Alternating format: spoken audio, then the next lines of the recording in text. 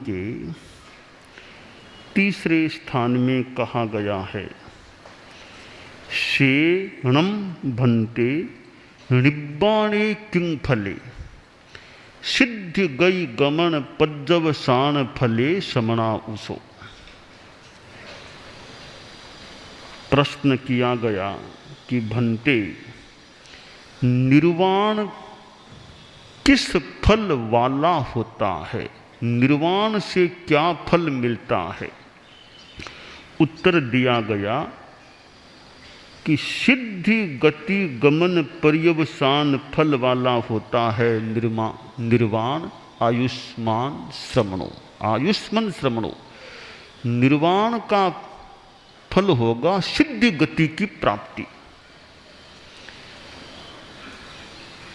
श्रमण माहन यानी साधु की पर्युपासना से पहला लाभ है श्रवण, दूसरा लाभ ज्ञान, तीसरा लाभ विज्ञान, चौथा लाभ प्रत्याख्यान, पांचवा लाभ संयम, छठा लाभ अनाश्रव, सातवां लाभ तप, आठवां लाभ व्यवधान, नौवां लाभ अक्रिया, 10वां लाभ निर्वाण और 11वां लाभ है सिद्धि गति की प्राप्ति।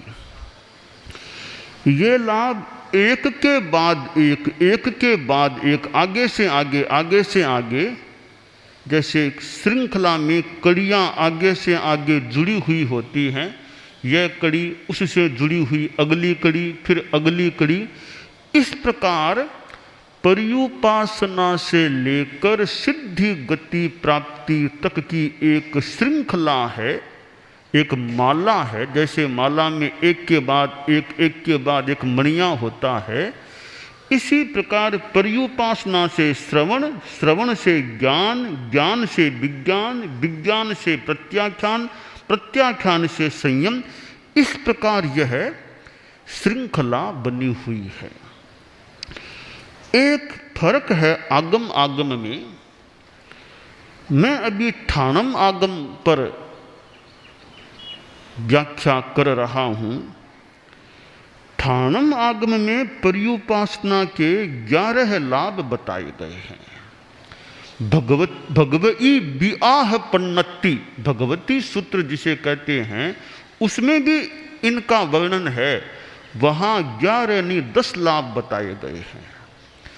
एक का फर्क है, ठाणंग में अक्रिया का फल निर्वाण बताया गया और निर्वाण का फल सिद्धि गति प्राप्ति बताया गया। भगवती विआह पन्नति में अक्रिया का सीधा फल बताया गया है, सिद्धि की प्राप्ति। वहाँ निर्वाण शब्द बीच में है ही नहीं, तो एक संख्या का अंतर है। भगवती विआह पन्नति के अनुसार श्रवण माहन की पर्युपासना के 10 लाभ हैं श्रृंखलाबद्ध, और ठाणम के अनुसार श्रवण माहन की पर्युपासना के श्रृंखलाबद्ध 11 लाभ बताए गए हैं। सापेक्षता विवक्षा का फर्क हो सकता है। तो यहाँ ठाणम में अक्रिया का फल बता दिया गया निर्वाण, और निर्वाण की मैंने व्याख्या की है कि जिस समय में 4 अघाती कर्म क्षीण होते हैं, वह एक समय है निर्वाण का। उसके बाद का है वो सिद्धि गति में अवस्थान, सिद्धि गति की प्राप्ति है। क्योंकि सिद्ध तो 8 कर्म मुक्त होते हैं, और चूंकि पहले समय में किसी रूप में 4 कर्म वो क्षीण होते ही हैं, तो सिद्ध की संपूर्ण शुद्ध अवस्था वो दूसरे समय से मानी जाए, तो निर्वाण का समय पहला हो गया, बाकी अगले सारे समय अनंत काल फिर वो सिद्धावस्था के हो गए। तो ठाणंग में कोई ऐसी विवक्षा की गई हो सकती है कि पहला समय उसको निर्वाण कह दिया, बाद के सारे समय सारा काल सिद्धि गति का हो गया। यह मैंने जो फर्क है आगम आगम में, वह मैंने बताया है। अब यहाँ एक शब्द दिया गया पज्जवसान फले, पर्यवसान फल अंतिम फल है, उसके बाद कोई फल नहीं है। सिद्धि गति मिलने के बाद और कोई फल नहीं मिलेगा, आगे और कोई विकास नहीं है। बस विकास की पराकाष्ठा हो जाती है। अध्यात्म के विकास की पराकाष्ठा है सिद्धि गति की प्राप्ति। साधु संगति के फलों की पराकाष्ठा है सिद्धि गति की प्राप्ति। तो शास्त्रकार ने पद्यवसान शब्द का प्रयोग किया है, यानी अंतिम, बस आगे कुछ नहीं है। यह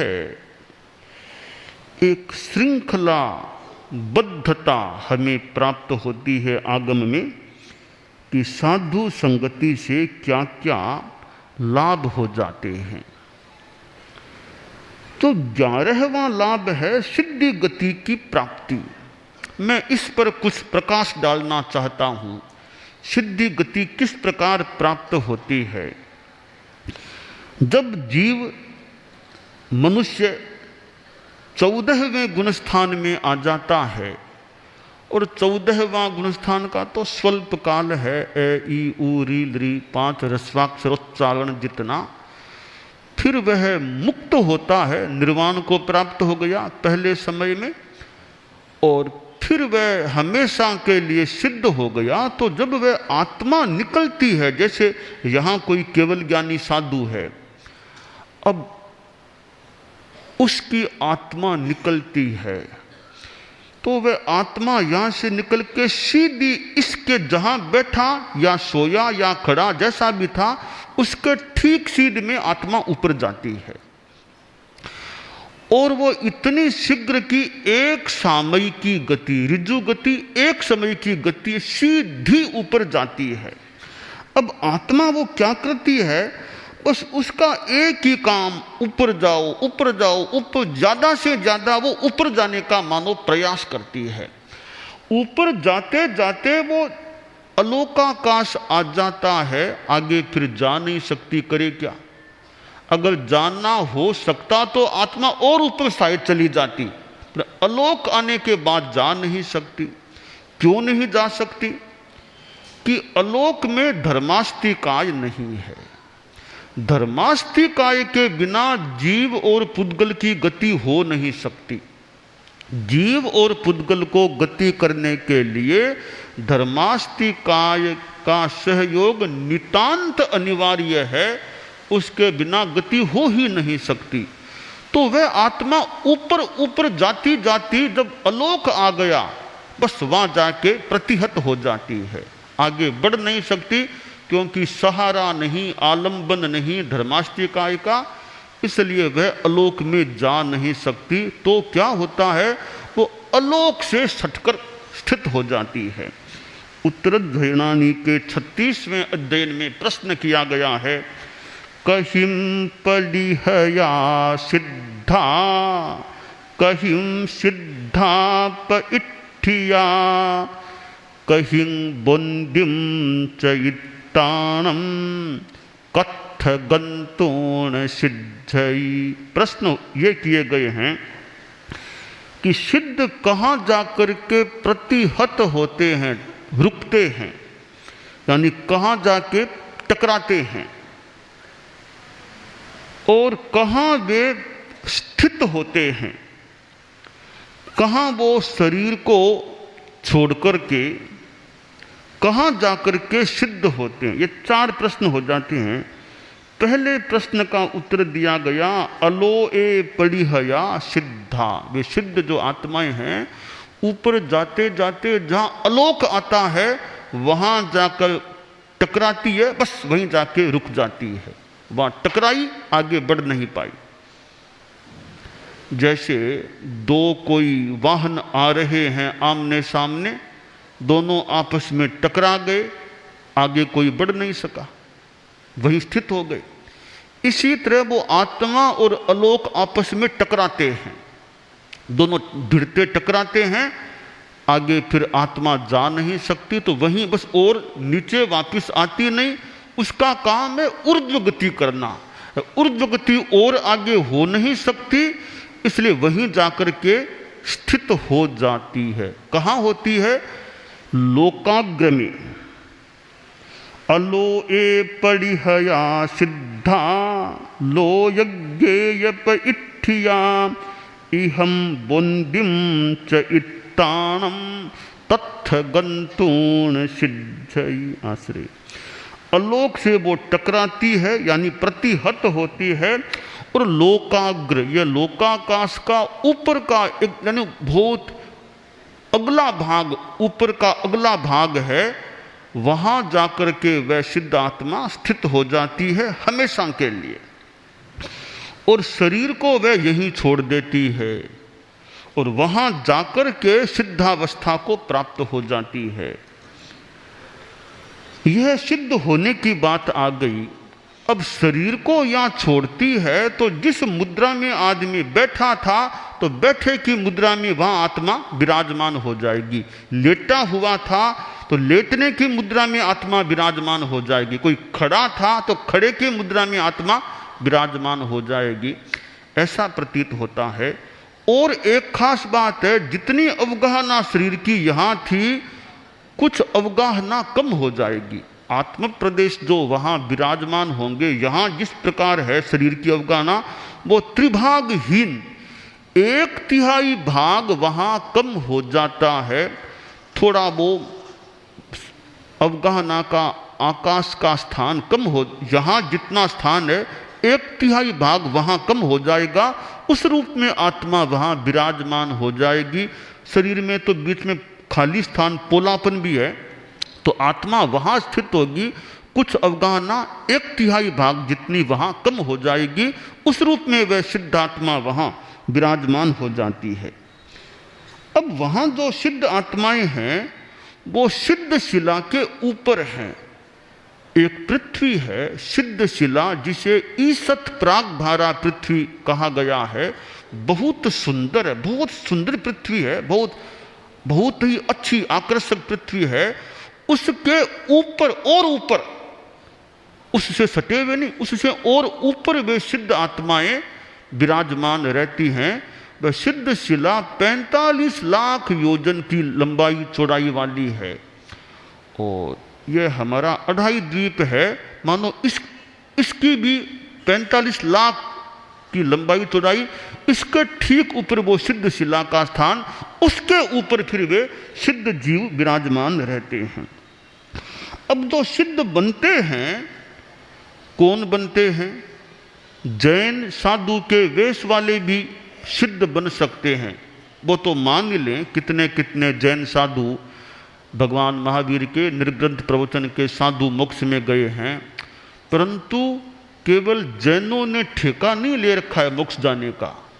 दूसरे जो सन्यासियों में, दूसरे सन्यासियों के वेश में रहने वाले भी मोक्ष में जा सकते हैं। बीतराग बन गए तो वे भी मोक्ष में जा सकते हैं। यह नहीं कि जैन वेश वाले ही मोक्ष में साधु जाएंगे, ऐसा नहीं। दूसरे धर्मों के वेश वाले मनुष्य वो भी बीतराग बन गए हैं तो वे उस वेश में मुक्त होकर के वे भी सिद्धावस्था को प्राप्त कर सकते हैं। और तो क्या, गृहस्थ के वेश में रहने वाला आदमी भी मोक्ष में जा सकता है। साधु वेश धारण किया ही नहीं, गृहस्थ के वेश में है, भावों में साधुपन आ गया और केवल ज्ञान हो गया और मोक्ष भी चला गया, तो गृहस्थ वेश वाला भी मोक्ष में जा सकता है। वेश तो सारे यहाँ के हैं, वहाँ तो कोई वेश है नहीं, वहाँ तो शुद्ध आत्मा है।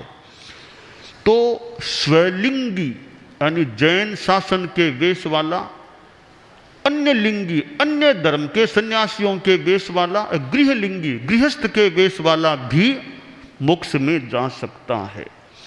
और पुरुष मोक्ष में जा सकते हैं तो हमारी श्वेतांबर परंपरा की मान्यता के अनुसार स्त्री साध्वी भी मोक्ष में जा सकती है, और नपुंसक भी, कृत नपुंसक भी मोक्ष में जा सकते हैं।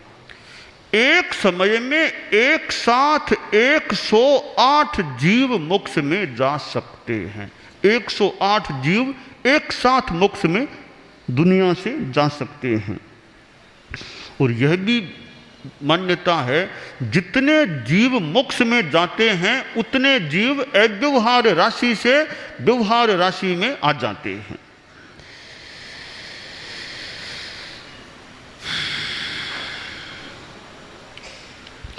सिद्ध जो एक बार बन गया है वह वापिस कभी संसार में नहीं आता। एक बार जो आत्मा सिद्ध हो गई, वापिस न उसका अवतार होता, न जन्म होता, न वापिस मृत्यु होती। जन्म भी नहीं तो मृत्यु की तो बात ही नहीं है। मोक्ष में गया हुआ, सिद्ध बना हुआ कोई जीव वापिस कभी मनुष्य नहीं बनता। किसी भी गति में वह वापिस आता नहीं है, हमेशा के लिए वहाँ पर स्थित हो जाता है। तो यह जो सिद्धावस्था है, बस वो आत्मा का परम लक्ष्य होता है कि सिद्धावस्था को प्राप्त करना, और वो प्राप्त हो जाती है। प्राप्त होने के मूल में क्या बताया गया? साधु की पर्युपासना, कि साधु संगति से कितना बड़ा लाभ है कि धीरे धीरे आगे बढ़ते बढ़ते बढ़ते बढ़ते अंतिम मंजिल, पर्यवसान फल, अंतिम फल जो मोक्षावस्था सिद्धावस्था है, वहाँ तक जीव पहुँच जाता है। आज तक संसार में अनंत अनंत जीव मोक्ष में जा चुके हैं, आगे भी अनंत अनंत जीव मोक्ष में जाने वाले हैं। तो जीवों का पार तो है नहीं, जीव तो अपने आप में अनंत अनंत है, तो हमेशा मोक्ष में ये जाते रहेंगे। कभी ऐसा नहीं होगा अब जीवों का मोक्ष में जाना बंद हो गया, ऐसा कभी नहीं होता।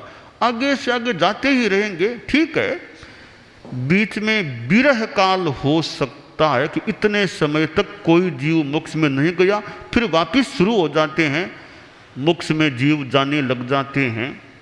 जैसे वर्तमान में यह भरतक क्षेत्र है, हमारा यह विश्व है, यहाँ से कोई भी जीव अभी मोक्ष में नहीं जाता। अभी 5वां आ रहा है, अभी कोई यहाँ से मोक्ष में नहीं जाता, यह मान्यता है। अभी मोक्ष में जाना बंद है।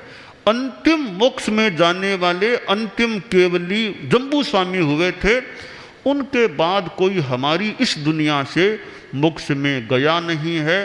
अब बाद में फिर यहाँ तीर्थंकर होने वाले हैं। राजा श्रेणिक जो अभी तो नरक में है, वह बाद में कुछ हजार वर्षों के बाद वापिस यहाँ जन्म लेने वाला है, और वह भगवान महावीर की तरह यहाँ तीर्थंकर बनने वाला है। फिर जीवों का मोक्ष में जाना यहाँ से शुरू हो सकेगा। तो यह एक काल का भी नियम है। कुछ कुछ काल बीच में खाली रहता है, जब कोई जीव मोक्ष में किसी किसी स्थान से नहीं भी जाता है। और ज़्यादा से ज़्यादा मोक्ष में जाने का विरह पड़े तो आश्रय 6 महीनों तक का ज़्यादा से ज़्यादा यह बंद काल, विरह काल हो सकता है, फिर कोई जीव मोक्ष में चला जाता है। तो यह एक मोक्ष में जाने की प्रक्रिया है। तो ठाणंग में यह एक सुंदर श्रृंखला बताई गई है कि तथा रूप श्रवण माहन की पर्युपासना का कितना बड़ा लाभ हो सकता है। इसलिए जब त्यागी ज्ञानी त्यागी साधुओं का, चारित्रात्माओं का योग मिले, अनुकूलता के अनुसार उनकी पर्युपासना का अवसर खोजना चाहिए, पाने का प्रयास करना चाहिए, ताकि आगे और ज़्यादा लाभों की प्राप्ति हो सके। मनुष्य के जीवन में आदमी कईयों की संगति कर सकता है। किसी मनुष्य की कर ले, किसी के पास बातें कर ले, रह जाए। तो साधु की संगति, जो त्यागी हैं, ऐसे साधु की संगति कोई करता है, उसका बड़ा लाभ मिलता है। संस्कृत साहित्य में सत्संगति के अनेक लाभ बताए गए हैं। अनेक श्लोकों में, गीतों में सत्संगति के लाभ मिल सकते हैं। और नीति शतक में क्या, सिंदूर प्रकर में क्या, अनेक अनेक लाभ सत्संगति के बताए गए हैं। पर यह आगम में जो बताया गया है वह बड़ा महत्वपूर्ण है। और एक श्रृंखलाबद्ध लाभ बता दिया गया कि ऐसे ऐसे ऐसे ऐसे आगे से आगे लाभों की प्राप्ति हो सकती है। कोई बीच में रुक जाए तो भी एक बार साधु की संगति कर ली है और सम्यक ज्ञान हो गया, सम्यक दर्शन मिल गया, तो कभी न कभी तो वह अंतिम लाभ मिलेगा ही मिलेगा। सिद्धि गति गमन की जो प्राप्ति है, सिद्धि गति अवसान पर्यवसान फल है, वो कभी न कभी किसी न किसी समय में तो वो प्राप्त होगा ही होगा, अगर एक बार सम्यक्त्व की प्राप्ति हो गई है। भगवान महावीर थे, उन्होंने भी साधुओं की संगति की। कैसे की? कि वे जब नए सार के भव में थे, नए सार के भव में थे, तो वे जब लकड़ियों के लिए जंगल में गए थे अपने साथियों के साथ, उनको भी साधु मिले थे। साधुओं का संपर्क हुआ, साधुओं को दान दिया और उन्हें सम्यक्त्व की प्राप्ति हो गई। भगवान महावीर के पिछले अनंत काल में नए सार के भव में उन्हें सम्यक्त्व की प्राप्ति हुई थी, और फिर उसके बाद तो उनका साधना का क्रम, आगे के जन्मों में भी साधना का क्रम चला। भले वो कुछ भी बने हो, ब्राह्मण के रूप में बने, कुछ भी बने, अपने ढंग से साधना की, और करते करते फिर वो बीच में यानी वासुदेव भी बन गए, तो बीच में नरक में भी गए हैं, सप्तम नरक तक गए हैं। परंतु एक बार सम्यक तो मिल चुका था, तो उनका मोक्ष में जाना तो तय हो ही गया एक सीमित काल के अंदर अंदर। फिर नंदन राजा के भव में फिर साधु बने, कितनी तपस्या की, साधना की, तीर्थंकर नाम कर्म की प्रकृति का बंद कर लिया। तो मैं बता रहा था कि भगवान महावीर ने भी अपने पिछले किसी जन्म में साधुओं की संगति की थी, साधुओं का संपर्क किया था और उनको सम्यक्त्व की प्राप्ति हो गई थी। तो भगवान महावीर जैसों ने भी साधुओं की संगति उन्हें प्राप्त हुई या संगति उन्होंने की, और फिर उन्हें आगे के लाभ भी मिल गए, धर्म का लाभ भी मिला, सम्यक्त्व का लाभ मिला। तो साधुओं की संगति बड़ी महत्वपूर्ण होती है। सत्संगति कथय किन्न करोति पुंसा, यह साधुओं की संगति है, वो क्या क्या लाभ नहीं दे सकती है, यहाँ तक कि श्रृंखलाबद्ध रूप में मोक्ष तक का लाभ साधुओं की संगति से मिल जाता है। तो ठाणम में जो कहा गया है कि तथा रूप श्रवण माहन के पर्युपासना से, तो ये 11 लाभ ठाणम में बताए गए हैं। मैंने एक एक लाभ पर एक एक दिन लगा दिया चर्चा करने में कि कैसे वो लाभ मिलते हैं। तो आप लोग भी जितना संभव हो सके, जितनी अनुकूलता हो, साधुओं की पर्युपासना, श्रवण माहन की पर्युपासना, तथा रूप श्रवण माहन, तो साधु है, साधु के वेश में है, ऐसे साधुओं की पर्युपासना करनी चाहिए और आध्यात्मिक लाभ प्राप्त करने का प्रयास भी करना चाहिए।